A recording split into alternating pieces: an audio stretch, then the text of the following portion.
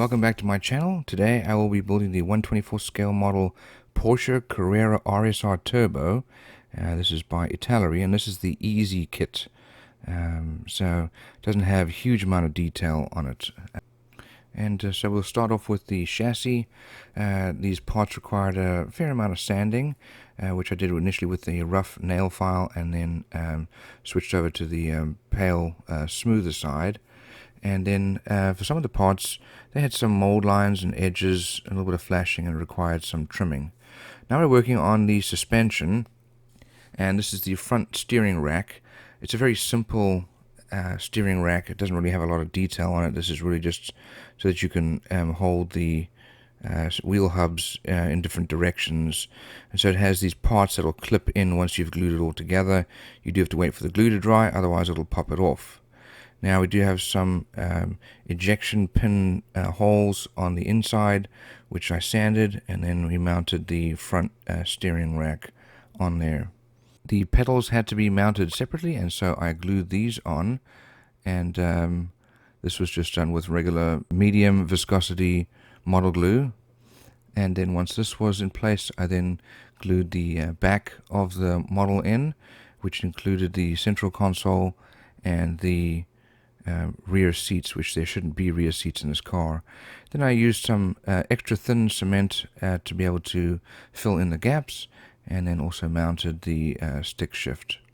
Now for the back part of the engine, there were two layers, and this one layer really didn't need to be there, and so I removed the extra plastic using my side nippers just to give it a little bit extra depth to it, and that allowed you to see more of the engine parts, but there's no actual engine behind here. Which is a little unfortunate. I also drilled out the exhaust hole, and then I glued it into the back. Now I did want to have some cables, because the real car does have some cables on the inside, and I just used lead solder wire. Now it doesn't melt the metal, but it does melt the plastic a little bit, just enough to be able to stick to that metal. Now the inside of the compartment, the cabin, really was lacking, and it needed some door cards for the inside. So I made some custom door cards, and here you can see me cutting out the inside, because these are going to be recessed. So this is the one-sided door card of the door card, and I glued it back together, and when that was dry, I then used a piece of styrene plastic, which I bent into shape, and glued this in place as well. It sat just on the inside of the edge, which helped to hold the shape, and this would give some offset or depth to it. Now when that was dry, the next step then is to put the back edge on there. As you can see, I just trimmed that off and put the back edge on, and then left that to dry. It did require some trimming, and I also added some extra glue. Now this glue here is going to be holding that piece that I cut out. It's going to be offset, and so it's going to go right on top of that, and of course it's the perfect shape because I cut it out of there. Now it did have some holes to it, not that you're really going to see it, but I decided to fill it with some model putty by Vallejo. It does have a pull bar, and so I made one out of styrene rod and glued this into place after cutting to the correct length. And once I was satisfied with that, I then mounted it on the chassis and put it inside the body.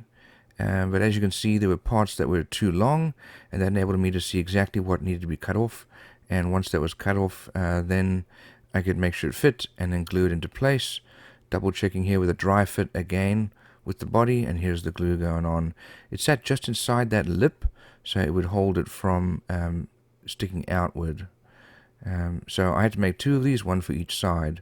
Once that was done then and dried, I then painted the chassis and used this Vallejo black primer, and sprayed the chassis top and bottom, inside and out, and this actually required 2 coats to get it to be dark enough, especially with that white styrene card.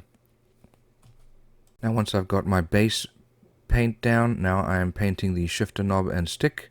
And I'm doing this by hand with a silver color, and then also painting those cables or tubes that run through the middle of the car. This is a race car. It was not very attractive on the inside, so there are the tubes that are running through.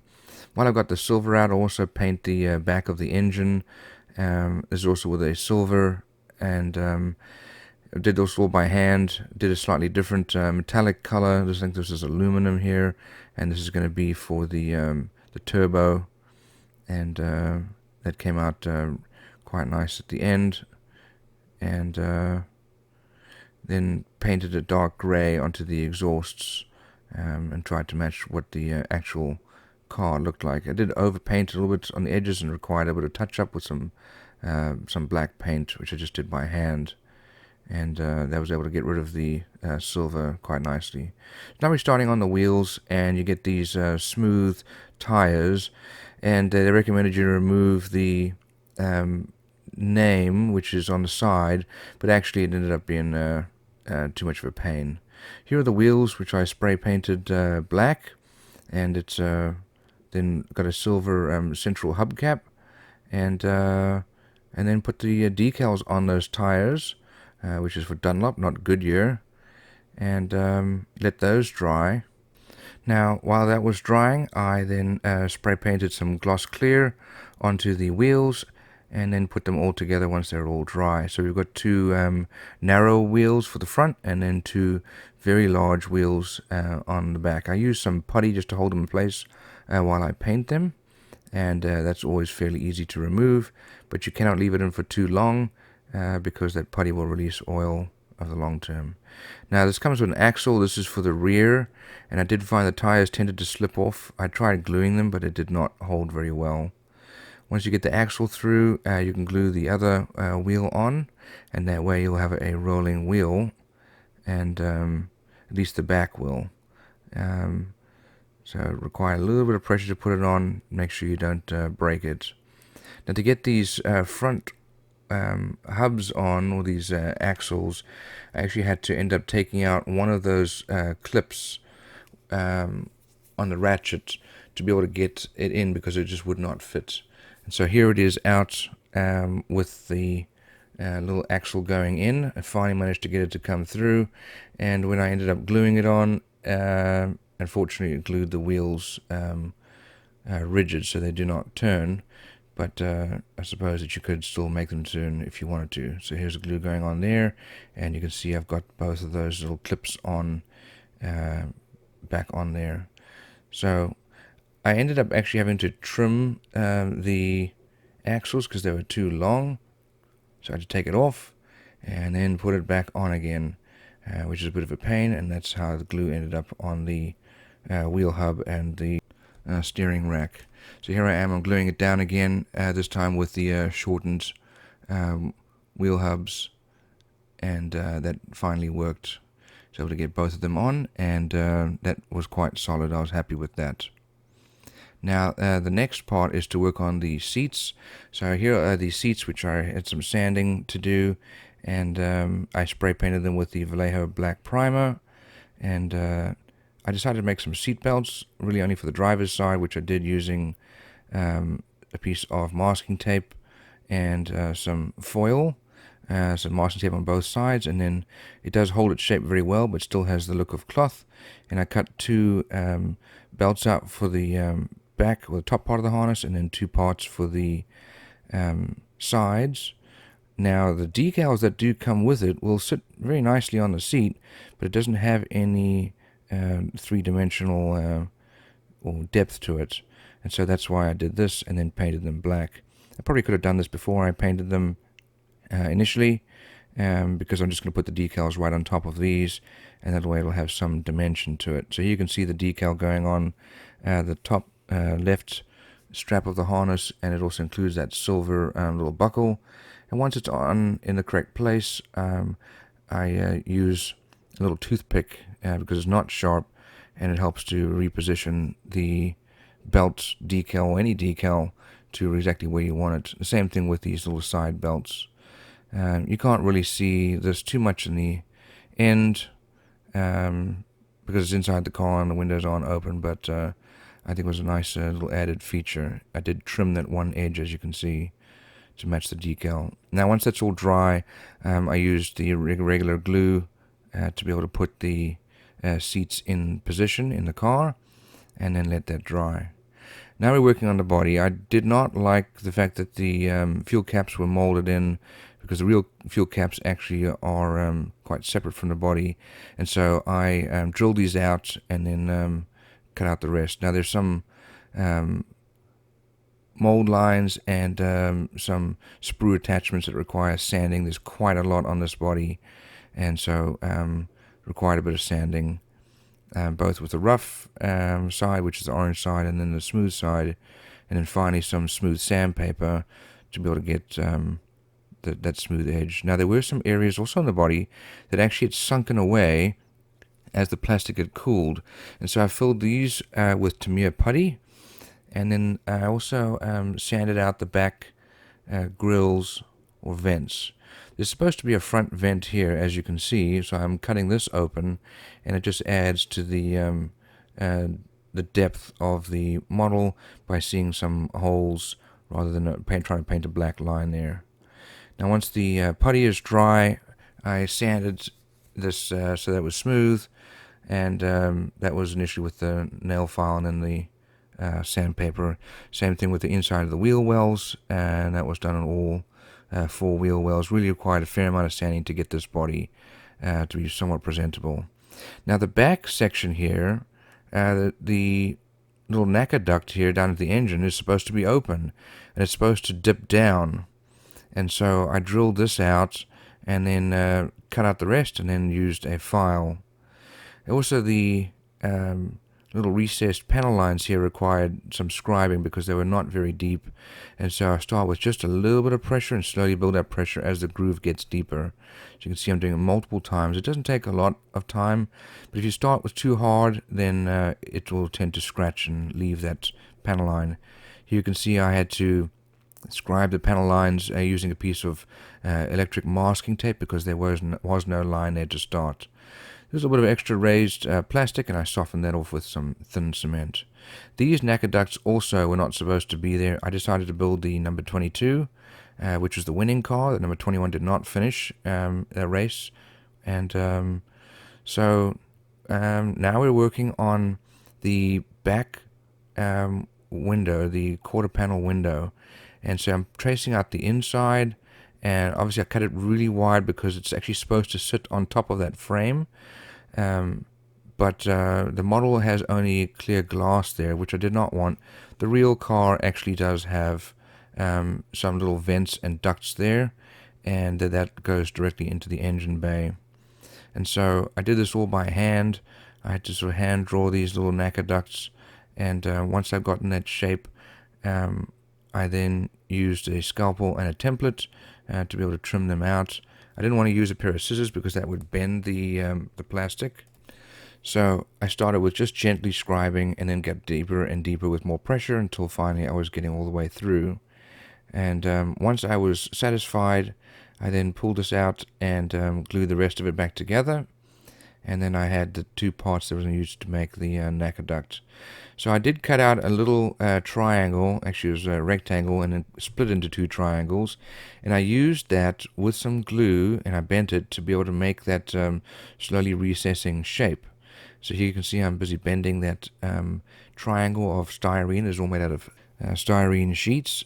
And once I bent it to what I thought was a close curvature and put some glue on it, I then put it in the correct place and then did the other side. It did require a fair amount of trimming, and this was quite a bit of work, quite a pain actually. It was a little high, and so I ended up gluing the part that I'd cut out actually into the middle, so it wasn't following that triangle directly. And then once it was really dry and solid, I trimmed off that extra styrene. I probably could have left it, but I didn't want to have it visible from the other side of the car. So now this is time to move on with sanding. And as you can see, even though I'd filled it up with filler, some of that filler sunk in there and required some additional filler to be able to get it to be level. And so there's the extra filler going on. Just make sure that you don't fill that panel line, which I required rescribing several times. Now that rear NACA duct right there, you can see I'm scribing it now. I actually want to be able to go all the way through. I want to be able to drop that that little panel to make it like a true NACA duct, like it is in a real car. And so it required a fair amount of cutting and a lot of scraping to be able to get through. It's very thick plastic, and it was quite frustrating. It honestly should have just been molded in as a separate piece. But anyway, finally got it out, and requires some trimming and then a lot of sanding. And I mean a lot of sanding. So finally, we're back to sanding that. And now I'm going to be using some styrene again, which I cut into triangles, as you can see there, and then made that into the NACA duct there. So we have to flip that thing over because it's going to be on the inside, and then use the regular medium viscosity model glue. And so once I got that bend to stay, I then ended up just gluing it on with those two sections and leaving that to dry. It takes a long time for this to dry properly so that you don't end up dislodging it while you are cutting it. And then we dropped that NACA duct. As you can see, that ended up quite nice, so it really dropped down just like in the real car. Now my side vents, they sit right on top of that frame, and I've made two of them, and now I'm gluing them in place. And overall, I was quite happy with that finish. It fit in quite nicely. Same thing with the other side, just to glue that one area of the frame, and that area was molded quite nicely, and it was quite easy to fit that in. Just make sure you don't cover the other frame. Now, the wing should be able to go a little higher, and so I added these little styrene rods, and now we're making the mesh grille. The front came with a piece of plastic, which I really didn't like. It had a mesh pattern on it, but I wanted to have that actual mesh. And so I got some of this mesh online. It's a Hasegawa type mesh. They've got different grids and patterns. And here I'm bending it because at this point I didn't have a photo etch bender. And so I wanted something straight to be able to bend it. And it came out somewhat decent, but the problem was that I made it too long. And so I had to do a lot of trimming. This was just a regular pair of scissors. And it ended up having to rebend, and as a result didn't get that perfect edge. So that one side worked out quite nicely, but as you can see it's too long, and so it requires more cutting. So I cut up the sides to the correct length, and then trimmed off the extra, and then bent it all in the correct place. And I was very happy with the end results. It just took a lot of time and patience. So there's the extra, having to bend it up and then trim it. If you bend it too much, it will break. Once I was happy that this was the correct size, I managed to get it to fit in perfectly. I then removed it. And now we're making the rear vent, and this really did not look good, so I drilled it out, and I trimmed a piece of mesh to the same side. It required a lot of cutting because this plastic was so thick here, and I actually ended up damaging the rear NACA duct a little bit when I was drilling. So make sure you drill before doing anything else. The front fender does have a 3 separate little vents and with a grill behind it. So I drilled this out because I wanted to have these the same mesh that I used. I want to have this there as well. So it has 3 separate ones. There's a little gap of metal between them. So I left, as you can see, I left that one piece in between, and then drilled out the rest with this little drill bit, which worked quite nicely. I probably should have shifted to a slightly smaller drill bit, just to be able to get into that edge, because otherwise, taking out half of the fender. So I used my scalpel then and blade to trim out the rest, and it required a lot of work on both sides, both the outside and inside, to get that to look decent. Now, once that was all done, then I ended up just softening it with some extra thin cement and scraping out the corners. So I think that looks much better than what was there before, which was this big blob of plastic. So I scraped that out. Now I am looking at the rear mesh air duct that goes in, and this is glued in place. But there's a huge hole on the inner aspect of that, and so I just covered that with a piece of styrene and then closed that hole with some model filler, and that ended up coming out quite nice. Now it's time to prime the body and paint it. So I use the black Vallejo primer, which I use a lot of. And the inside is painted all black, kind of to take away attention from the inside, but also that's what the color of the inside of the car was. Now, the outside is going to be silver, and the best way to get silver to really shine is to have a black base. So I painted the whole outside of the body black. Everything's dry now. All the vents and extra modifications are in place. They're all glued there, and so that's why we're now painting it. So once that is done, then I decided to use a metallizer, which I've never used before, and it comes in a spray can, and it dumps huge amounts of paint out at once. So there's really, as you can see, it's just short little bursts of paint, and then it actually looks great. Now this stuff apparently can be polished just like it is, but we're putting decals on it, and so I had to get a pretty decent coat down and then let it dry for quite a long time.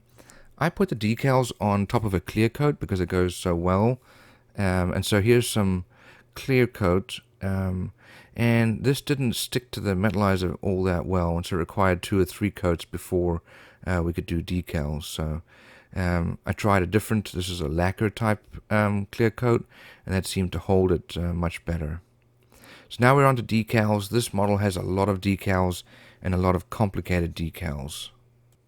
So as I said, I'm making number 22. That was the car that finished, and so these decals are going on. I used Microsol and Microset, blue one first, then the red, and the red really helps them to soften so that they take over the shape of the plastic underneath, including panel lines and dents and so on. Here's the Porsche logo, and then the Martini Racing logos going on there. Require a lot of positioning, and then I use a Q-tip to push out the rest. You can see I'm rolling out that rest of that liquid. Now, the side decals are quite difficult to get on. You really make sure that you get everything to line up correctly, and there were several times with these decals that I had to redo them. The little side decals here were quite easy to work with, but at one point I ended up picking them up off my finger on the other side because I wasn't paying attention and they hadn't set yet. I used a little toothpick just to get them to move. Now these are flat decals obviously, and now they're trying to fit a 3D curve. And so there are some wrinkles in this, despite massaging them with a paintbrush and using the Microset and Microsol. Took a long time to be able to get that to set flat, and it was pretty close, but there is unfortunately still a wrinkle there. It just did not go down perfectly because it's going onto a very complex 3D shape. So you can see that there's that wrinkle there, and it just took a long time to be able to get that to set. So here's the Microsol going down, and I use this to soften the decal. You have to let it sit for a while, and you come back and do something else, and then finally it starts to take shape. I did this model over several days, and in that way you can let the decals dry so that you can put the next layer. So there's the number 22. It's the same decal underneath, but the top decal 22 or 21 is different. And then here's this decal on the side, and then another red one to cover up that back bumper. That was a bit of a pain, required a lot of finessing to be able to get it to sit exactly where it needed to go, which is right on the edge. And then it had to fold up into that side wall. So I'm just using my brush and just gently pushing it around backwards and forwards until I get it to exactly where I want it to be with as few wrinkles as possible. Now here's probably the most complex part coming up, which is the back decals, which could do a wrap around. That portion there also was a little complicated to be able to get that to sit inside, and have to use the Q-tip again to be able to get it to sit inside and wrap around that lower portion. This is the most complicated decal, and it was a real pain because it looked like it was going to tear several times, and it just didn't want to take the shape. And so I got the main portion where I wanted it to be, or at least close to, and then had to do the wrap around. I ended up putting a lot of extra water on there just so I could float the decal and not have it stick or tear. Finally managed to get the back portion to go down, and then came back for the area underneath the door. Really, that should have been a separate decal anyway. It did not need to be that complicated. This back decal here overlaps with the other decals, and had a really good feeling of satisfaction once you finally get that down. But as you can see here, it didn't quite line up, and so I ended up just covering up that black line. Now, again, the same thing. This is a flat decal going on a curved surface, and so lots of microsol and microset to be able to get it to soften. So I used up these decals. I do them in stages. I don't put the whole sheet in at once. As you can see, I just trim that one piece. Otherwise, everything's wet, everything's soggy, and it just doesn't sit right. Now, I had to get those two red lines to line up, and so it requires a little bit of pushing and pulling with the Q-tip to be able to get it up to exactly where I want it to go. Once that was all dry, there is a decal that covers it. Now, all the decals were finally done and dry. I let them dry for like 2 or 3 days, and now I'm doing a clear coat. And this clear coat is really just to seal in the decals, because I've still got other work to do on the body itself. And so this is sprayed with the clear. Now, there was some ridging happening over where those decals were bunching up, and so I sanded it with a 2000 grit sandpaper just to help to smooth that over a little bit, and that really helped to be able to get that ridge line. Now, I forgot to tape off the back and paint it black, because the black section there is definitely there, but I forgot to do that before I did the clear.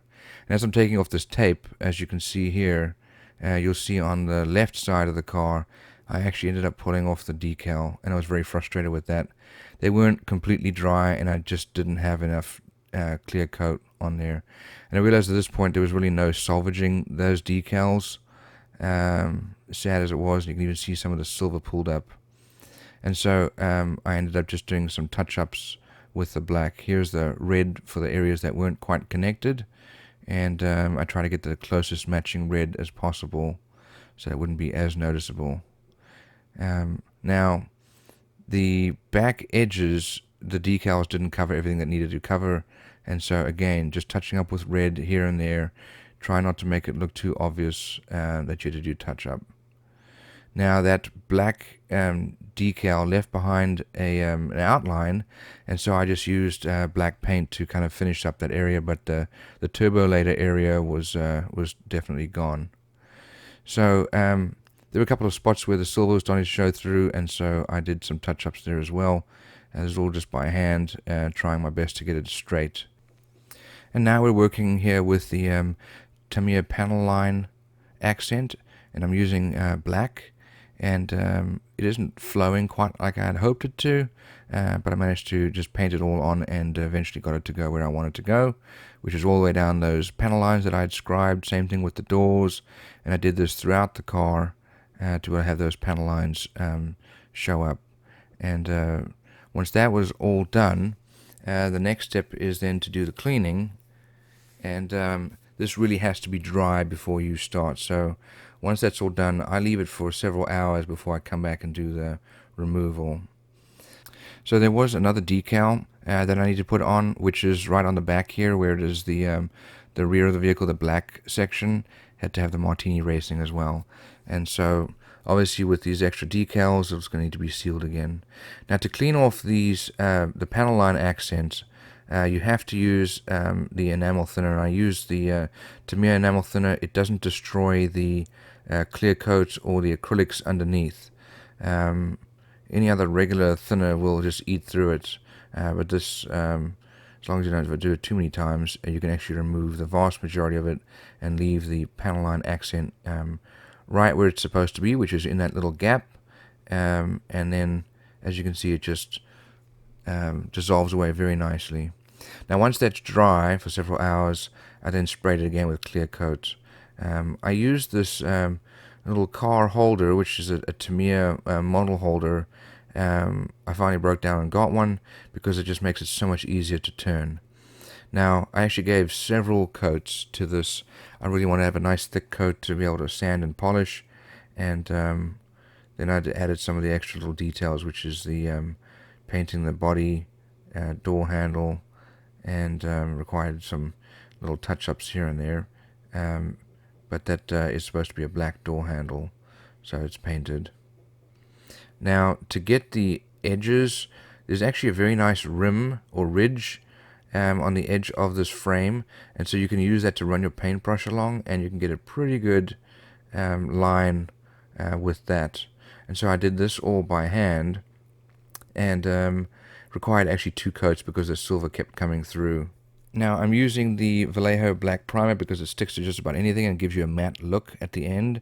And I also included the windshield wiper, which was molded in, and so I did all of this by hand. But as you'll see, it wasn't quite what I was hoping for, and as you can see there, I ended up getting some underneath that had to be scraped away. So once I was done with this, I removed the masking from the inside, because otherwise the inside goes silver when you paint the rest of the car. And then as you can see, I wasn't really happy with that line, and so I used some masking tape and then just painted the rest by hand. Really probably should have sprayed it because it wouldn't do this very liquid paint, because when I peeled it away there was still some edges that had to be cleaned up, and so I scraped away the extra with the toothpick. Now the back part of this has glass for that rear quarter window, which I did not like, so I cut it off.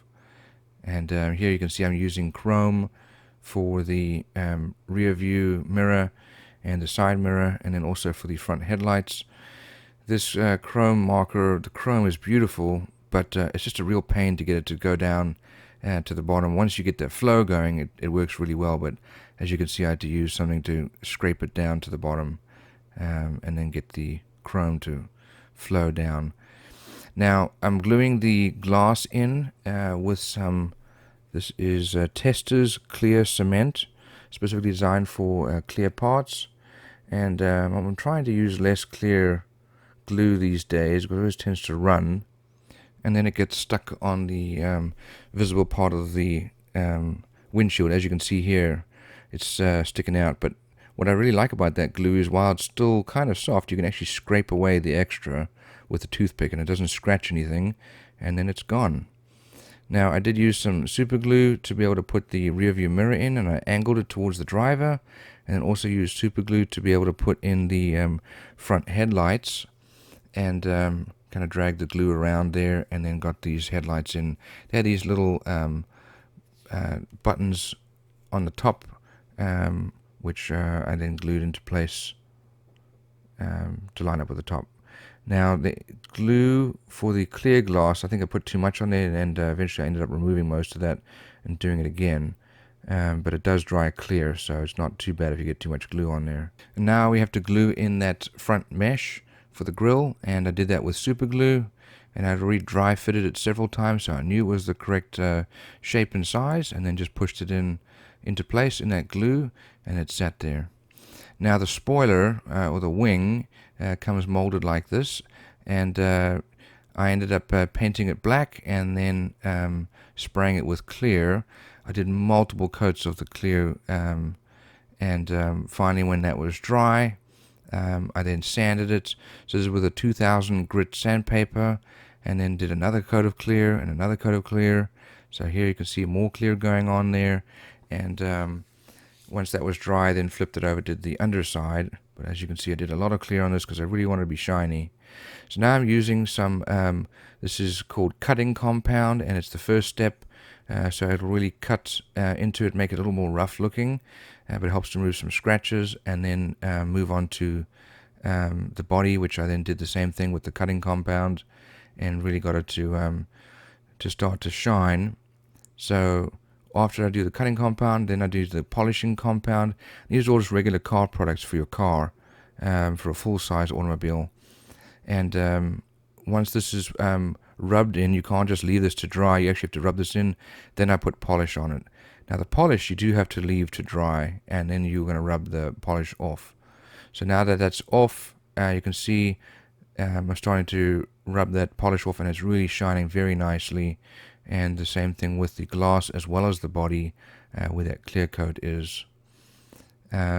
So once that's all polished, then the next step will be to glue the wing on, which I did using super glue. And so I did it on top of the little push rods as well as in the corners, and then placed it in into the corner and then pushed it down. Now I'm making the dashboard, and this comes in two pieces. It's the front and the back, and to be honest, they don't line up very well. So it required a fair amount of sanding, and then as you can see, a lot of putty to be able to get that to line up. I really wanted to have it look smooth, and so I had to use a lot of putty.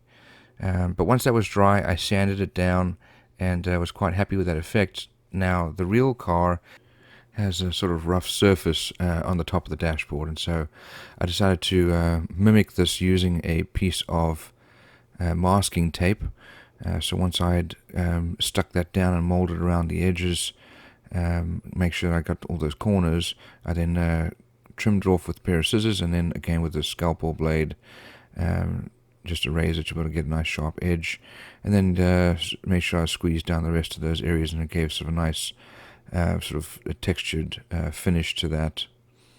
And so once I was finished trimming this and got it all smooth and down, then I decided to use a little piece of styrene rod to make some knobs. And so as you can see, they melted a little bit, which caused it to ball up into a little knob. And then I glued that in place. This is a very boring looking dashboard, and so I tried to add some details on both sides. And here's a little piece of styrene card and another little knob in the middle. And so once I glued this and it was all dry, I then used the black Vallejo primer and gave that a couple of coats. Now the decal for the instrument panel was fairly easy to get on, and it was quite a nice decal. A little large for size, but once I used some microsol and squeezed out the extra with this Q-tip, then it went on quite well, and it dried nicely. Then I used some red paint to paint the knobs, and also some silver to get the little panel on the bottom left hand side. So that's that section there, and it shows up quite nicely with that black undercoating.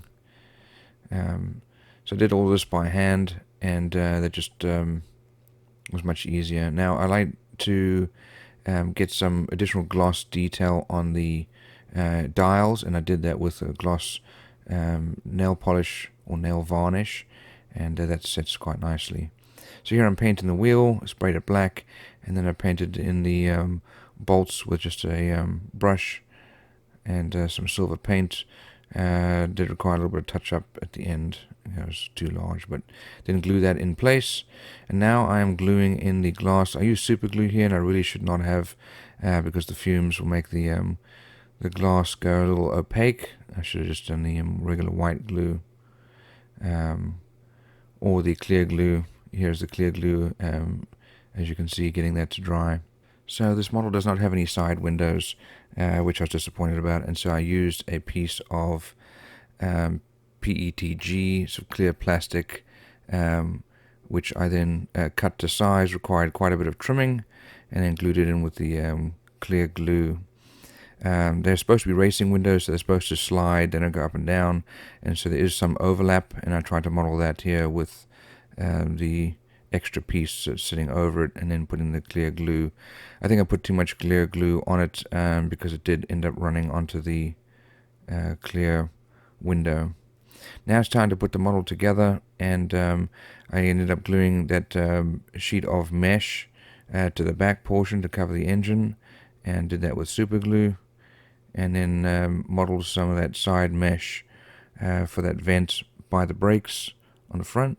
I had to bend that into place, and once that was cut and bent to place, I used super glue to hold it in place, and I was quite happy with that result in the end. Now it's time to put the car together. I did have to work it a little bit because of the door cards that I had made, but finally it went together, and I was happy with that. It fit quite well. It's very easy to get it to go together. Now there is the Martini Racing decal that goes on the windshield here, and that was easy to put on, and that fit perfectly.